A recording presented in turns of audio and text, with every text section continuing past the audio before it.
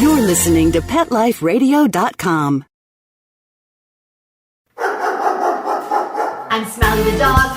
I am a mutt. I'm Smiley the dog. I'm super smiley. I have a cat, too sweet, the travel kitty. I have a good girlfriend, Angel's really pretty. I have a pony and we share a big horse. We have a big yard. Yeah, we have to, of course. I have a pool. In the summer I stay cool. To a fountain, live in the mountain, live high on the hog. Need to be a spokes dog. I'm Smiley the dog. I am a mutt. I'm Smiley the dog. I'm super smiley. Woof and super smiles. Welcome to a Super Smiley Adventure on Pet Life Radio, the largest pet radio network in the world. I'm Megan Blake, here with my giant sidekick, Mutt Super Smiley, spokes dog for throwaways.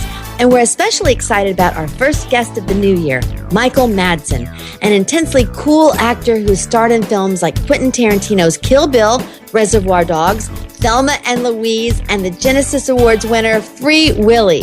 He's an award-winning poet, and we especially love Michael because he has a dog that he personally rescued from Romania while on a film shoot. Hi, Michael. Good morning. Happy New Year. Well, it's a nice way to start out the new year. Anything to do with animals is always fun for me.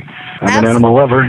My shepherd, matter of fact, we have a shepherd that's about 14 years old, and last night he was outside in front of the house. He couldn't even make it into his bed, and we're really, really kind of sad this morning trying to figure out what we're going to do for him. I don't want to do something like that on New Year's Eve or New Year's Day, but he definitely has to be. We got to figure out something. It's kind of painful. Oh my gosh, Michael, I am so sorry to hear that. Yes, I lost 2 dogs and had to make a decision like that. I'm really, really sorry. I wanted to ask you, is this the dog that you rescued from Romania while you were on a shoot? Is this that dog? No, that's a different dog. I was doing a shoot in I was working on a picture called Blood Rain. It's like a vampire film.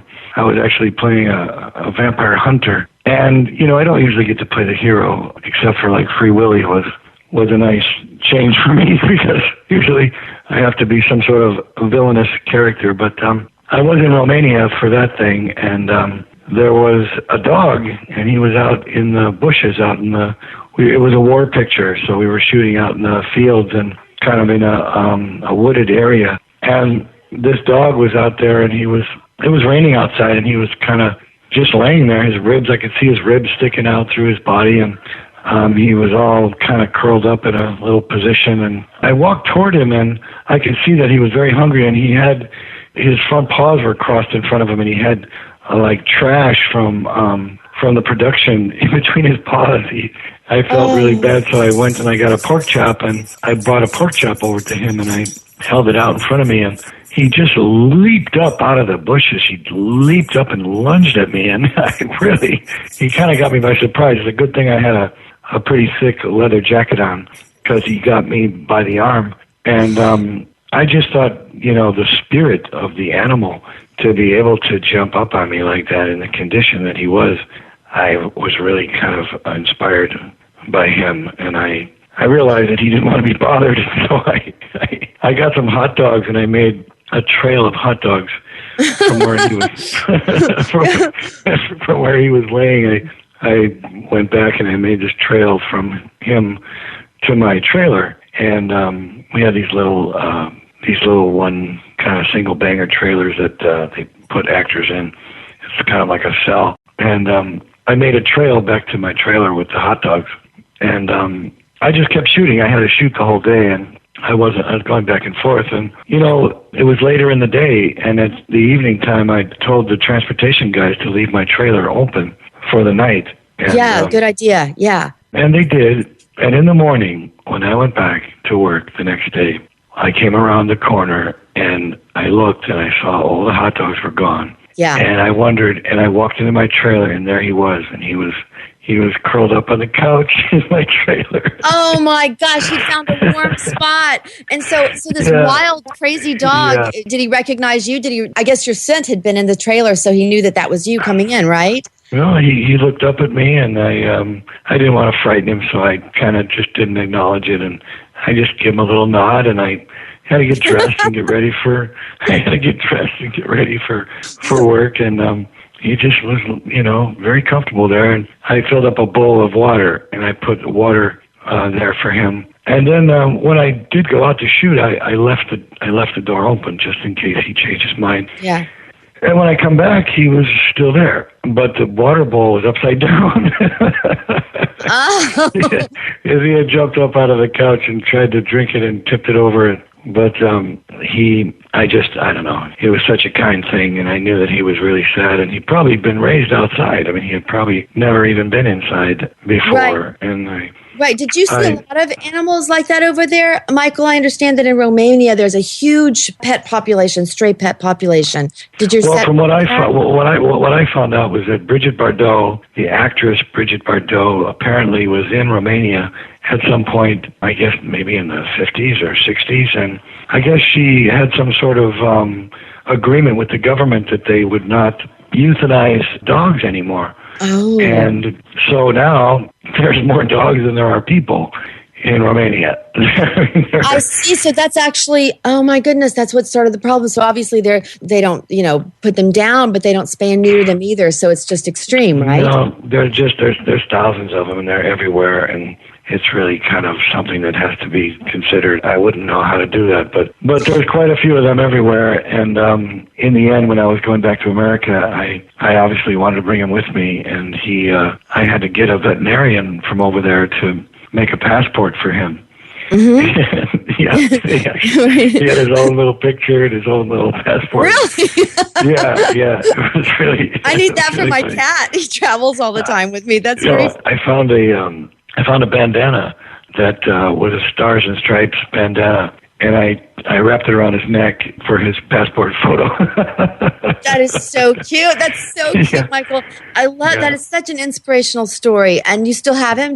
What is his name? Oh, Tell of us course, his name. Junior. He's Junior. I love Junior. I love Junior. Well, maybe Smiley and I can go hiking with Junior and you one day. That would be so Oh, he's a wonderful boy, but he's a bit cranky, but he's kind of, we never really had to train him to do anything, which was the best part. He really just seemed to know that he was safe, and he's right. very protective of the kids and the family, and he has a very good instinct about people and things around him. And I find him often sitting on the bluff looking out over the ocean, and he just kind of, I can tell that he kind of wonders, like, what happened? It's like, Wow, how did I make it out of there? I mean, he's totally lucked into it. He's a great dog. I love him so much. I believe that our stray animals kind of find us. That's what has always happened to me, Michael. It sounds like that's exactly what happened to you. You found him, but he found you he claimed you at the same time, right? Yeah, he sure did. Yeah, he did. He's Very cool, Michael. We're going to take a quick break, and we'll be right back with more with Michael Madsen and his animal adventures.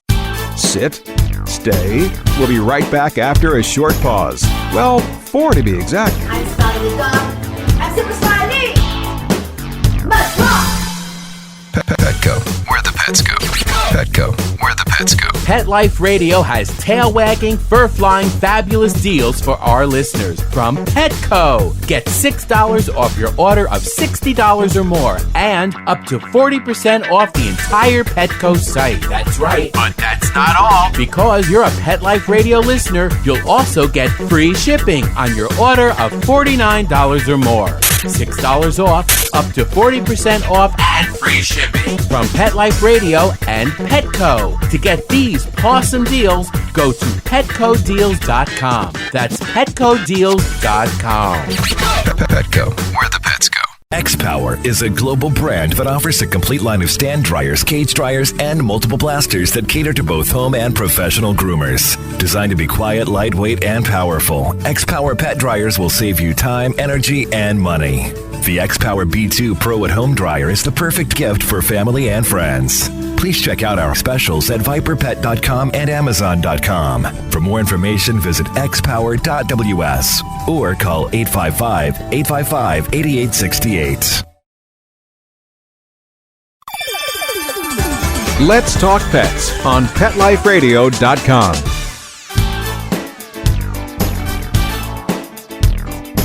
And we're back back on a Super Smiley Adventure with actor and film star Michael Madsen. And Michael, I love that story, and it was so wonderful to meet you the other night at the Malibu Film Society. You have, in person, you have such a grounded presence. It's really strong, positive energy. And as an actor, you've used that weighty presence to play extreme villains, but you can also totally grab our hearts like you did in Free Willy. Now, after playing the bad guys, what was it like to jump over and play the father in Free Willy? The focus has always been on the dangerous characters that I've played, and it doesn't happen very often where folks would remember something as dear as Free Willy or Wyatt Earp or Species or Mulholland Falls or a number of pictures I've done where I was on the right side of things, and for whatever reason, society doesn't choose to fixate on goodness. They decide to fixate on the badness. And I would only say that I have been blessed with a great career, and I have been able to play different kinds of characters. And I am a father. I have 5 sons, and I wish I had the opportunity to play people like Glenn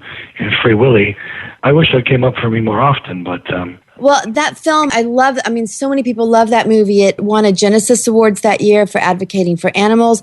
And I would imagine that just being involved with a movie like that, not only with your loving character, but about the killer whales, that you would become more impassioned about caring for wildlife in general. Did that kind of permeate throughout the set, that you all just kind of became enlivened by that mission? I think that the idea of setting an animal free is kind of a universal thought. And I think that's why the movie works so well, because the idea of an animal in captivity and wondering whether that animal is happy or not was, I think everybody kind of thought about that during that time. And that whale was named Keiko, and the original whale was at SeaWorld. And all of the whales in the first Willy picture were live.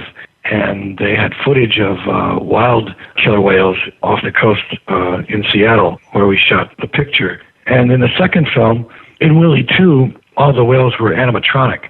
They were all robotic. Right. Because of the fact that the people who look after the welfare of animals were concerned that the live whales were somehow being manipulated or mistreated in the shooting of a film. But I can say for sure that wasn't the case, that everybody was very, very cognizant of that and really loved the story and really wanted to tell the story of Keiko and the actuality of a whale being trained and put in that kind of situation. Right, and it did make a huge impression on our society, and I want to thank you. Yeah, it did. Thank you for doing that. It lived long. It's very it was a wonderful, it's a nice memory for me.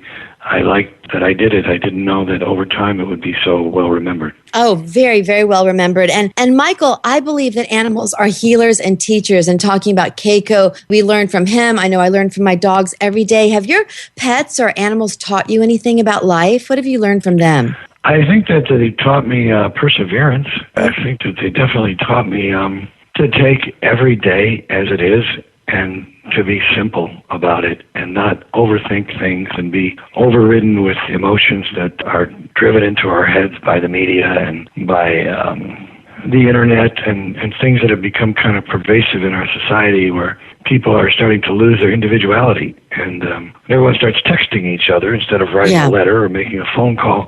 It has an effect on individuality, and that's, I think, anything you can learn from an animal is that they're very simplistic and they're very clear about goodness and about love and just about being present in the moment and being aware of their surroundings. And it's an interesting lesson. It's a simple lesson. It's also about time, because animals don't generally have as much time as people. And I've often wondered, like a Great Dane, only has like 9 years. And this big, majestic animal, and dogs, the 13, 14 for a dog is considered to be the end. And that's rather sad to me. I've always wondered why that's the makeup of that.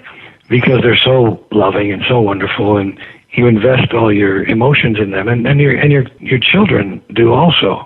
And then the day comes when they're not there anymore, and it's I guess maybe that's a lesson also, just to let us know that we have to cherish every single day that we have, no matter how long or short it is. Absolutely. I love all the words that you chose. Being present in the moment, simplistic, goodness, love, patience, perseverance. All of the animals teach all of these things. I absolutely love these things, Michael, that you've been talking about. And we're going to take another quick break. We'll be right back with Michael Madsen, hear more about his adventures as an actor, animal advocate, and poet. Smiley, can you wait? Good boy. Sit, stay. We'll be right back after a short pause. Well, 4 to be exact. I'm Smiley the dog. I'm Super Smiley. Let's rock! Every pet is unique. Maybe they're gray in the muzzle, yet young at heart. Maybe they're growing out of the puppy stage and into their paws and ears. Or maybe they're just trying to maintain a more girlish figure.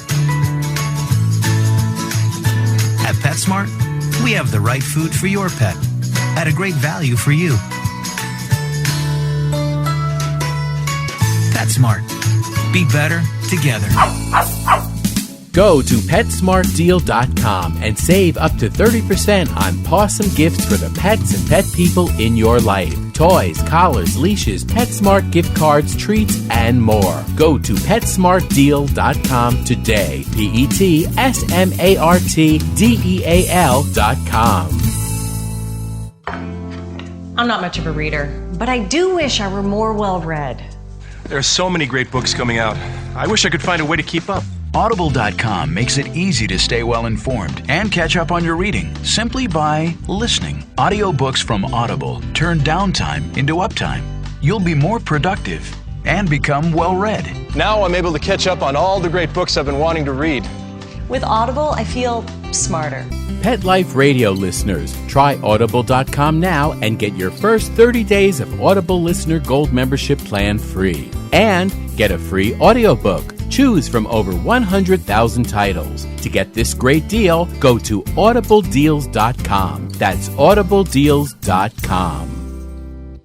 Hi, this is Tim Link, host of Animal Rights on Pet Life Radio. Join me as we feature interviews with best-selling pet-related authors, award-winning writers, journalists, and bloggers. And we'll tell stories about the animals and interesting topics about the animals in our lives. Each of the interviews will give you a first-hand knowledge about why the authors and writers chose a particular story, what the feature animals meant to them, and what has become of those animals that we've talked about. And of course, I'll also share stories from my own books, blogs, articles, and experiences. So be sure to join me and the writers and authors on Animal Rights. Every week on demand, only on PetLifeRadio.com. Let's talk pets Let's talk pets on Pet Life Radio. Pet Life Radio. PetLifeRadio.com. Hi, I'm Shirley Jones on a Super Smiley Adventure.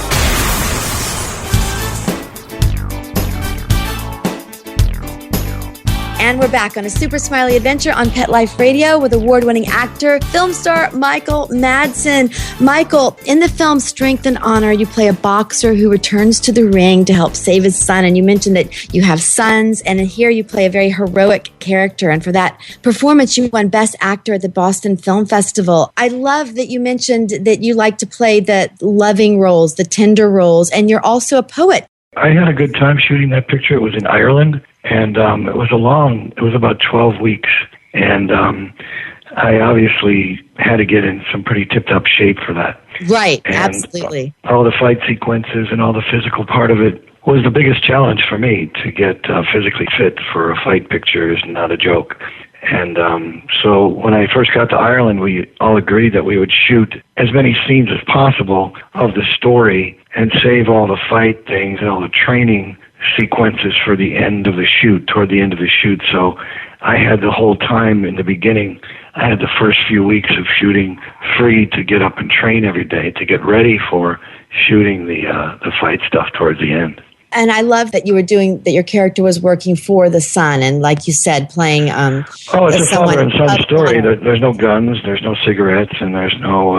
It's just a pure story of father and sons, and it's a wonderful film. I think that it probably deserved a much better distribution than it got. I've always wished and hoped that Mr. Harvey Weinstein would have taken a look at the film. I think that he probably could have helped a lot with the distribution end of it. It's still not too late for that, by the way, Harvey, if you're listening. We'll have to send him a copy of our show. We'll make sure we do that, Michael. Yeah, please call Harvey Weinstein. Call him. Michael Madsen's boxing picture needs distribution. All right, I like that. I'll totally, Pet Life Radio will totally get behind that one, Michael. And then, but you did win the Boston Film Festival for that, and you've also won. Yes, we did. Yeah. Yes, and you've won the Best Actor award at the Malibu Film Festival as well as just many, many awards you've won. Also, an award-winning poet. You've written books of poetry. Your books' titles include Burning in Paradise, Blessing of the Hounds. Tell us about your poetry writing. I don't think a lot of people know this. Well, when you're a film actor, you tend to have a lot of free time on your hands, and it's not really free time. It's getting ready to get ready. I don't know how to explain it, but I got it. Awful lot of plane flights and hotels and in your trailer, and you have a lot of time to psychologically prepare for what you have to do. And I get bored, and I'm not much of a reader. I enjoy biographies, but I'm not much of a reader. And I started writing. I started writing short stories from my childhood and short poems on a paper bag or a matchbook or a napkin, or I actually wrote a poem on my leg in the back of it. I was in the back of a taxi cab in New York City. Well, so it sounds like they come very spontaneously to you. Yeah, the thing is, it's really important to write it down when it's in your mind. Yeah, because if you don't, and you'll forget it later. And so I did that for a while, and I had a whole bunch of them, and I never really counted on having a book. I didn't intend on having it in a book, but one thing led to another.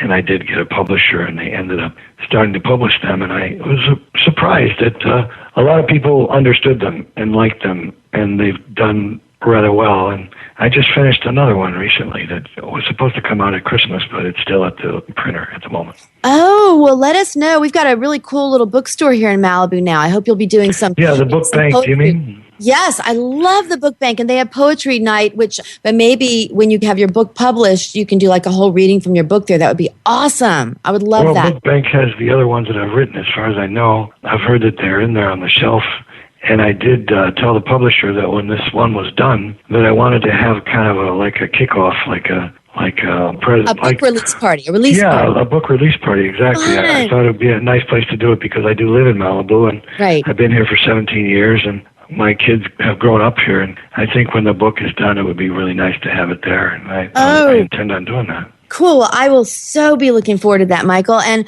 on you're invited. Consider yourself invited. Thank you. Yay. You can cover it with your show. I would love to do that. Pet Life Radio will absolutely be there. So that's what you have that coming up. And then on IMDb, it looks like you've got some films in pre-production or post-production that are getting ready to be released. Do you have some films coming up we can look for as well?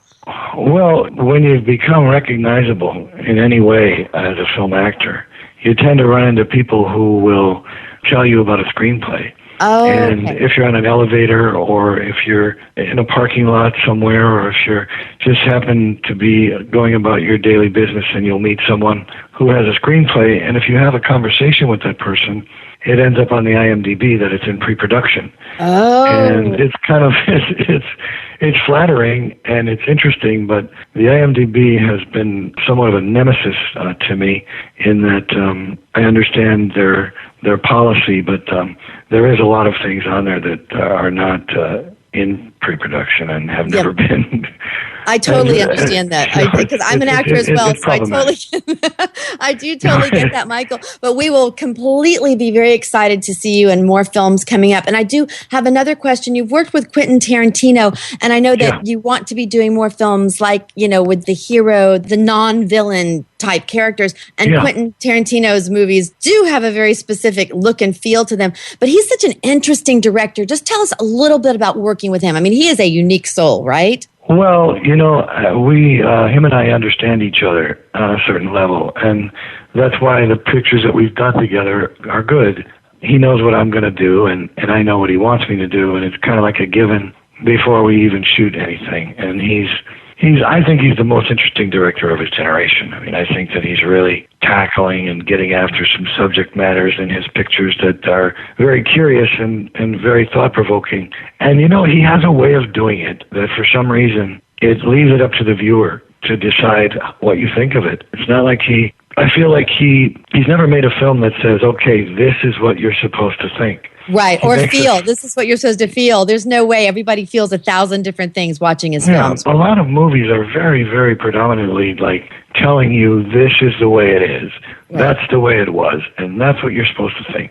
But his pictures are more kind of like he'll tell a story, and then at the end of it, it kind of asks you, what do you think? And how do you see it? And that's what I admire about him so much. Right. And I think that you mentioned the other night that he also allows you to do a lot of improv or just bringing your own thoughts and, even words to the character. Is that correct? Well, when you're in the middle of doing something with him, you tend to get a pretty enlightened imagination. You start to think in terms of the story and in terms of the bigger story. And so if you come up with something that has to do with the character you're playing, which isn't necessarily on the page, and you express it, he has a really wonderful way of embracing it and saying, well, yeah, I like that, and let's use that, let's keep that. But at the same time, he can come up with something that he will say, no, that's not what we're going to do.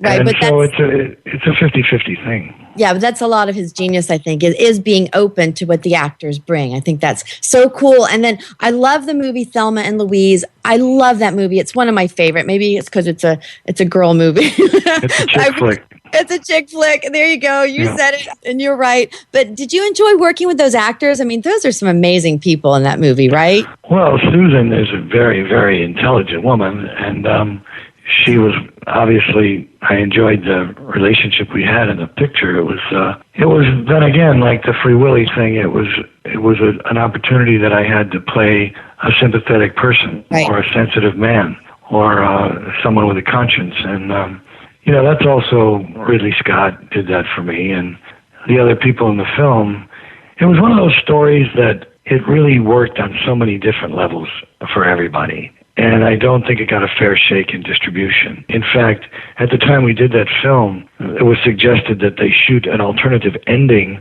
where the girls don't drive off the cliff and they stop. They stop and they give up. And Ridley refused to shoot it. Mm-hmm. And so did Susan and Harvey Keitel. And so because they wouldn't do that, because obviously if they had shot a different one, it's probably the one they would have put in the film.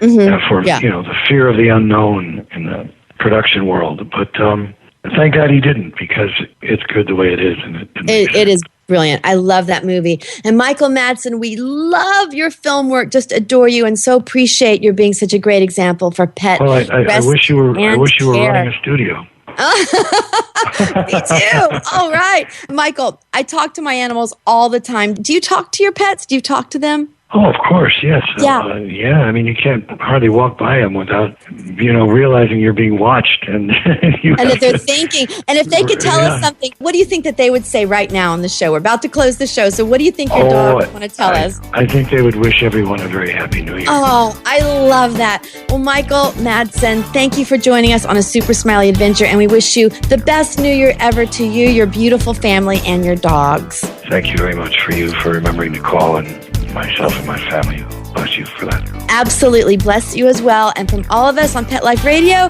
woof and super smiles. Let's talk pets every week on demand, only on PetLifeRadio.com.